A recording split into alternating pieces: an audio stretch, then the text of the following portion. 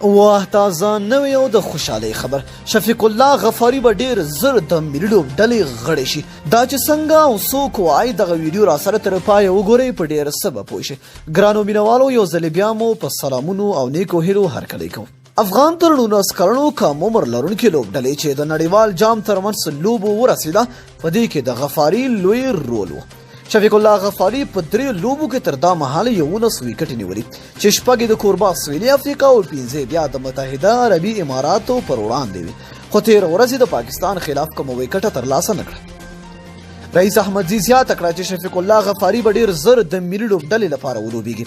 رئیس احمدزي چې د افغان 19 کلنې کرکټ لوبډلې روزونکی او د افغان لوبډلې پخوانی غړی دا خبره د کرکټ د نړیوال شورا سره په یوه مرکه کې وکړه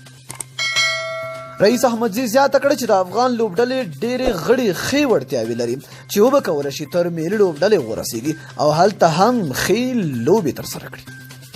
که څه هم افغان 19 کلنه لوبډله د 2020 کال د نړیوال نیمه پایلوبه پاتې شوه خو بیا هم د 5م مقام لپاره سبا د استرالیا هیواد سره لوبه کوي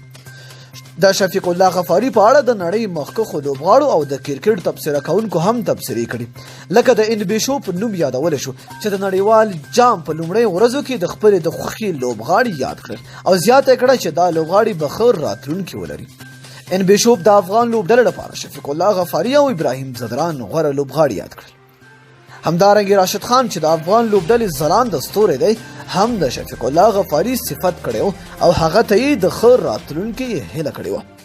شفیق الله غفاري له دې سره چې ښه توپ اچوونکی دی ښه توپوهنه هم کوي تیر ځای د شپږیزې لیګ یوې لوبې کې 50 هم ووهله نو دوستانو ستاسو څه نظر دی چې آیا شفیق الله غفاري ته پکار ده چې ملي لوبډلې ته راشي او که نه لاندې به کمنټ کې موږ سره خپل نظر شریک کړئ تر بیا او بلې ویډیو د لوی الله په امان په دعاګانو کې مې یاد ساتئ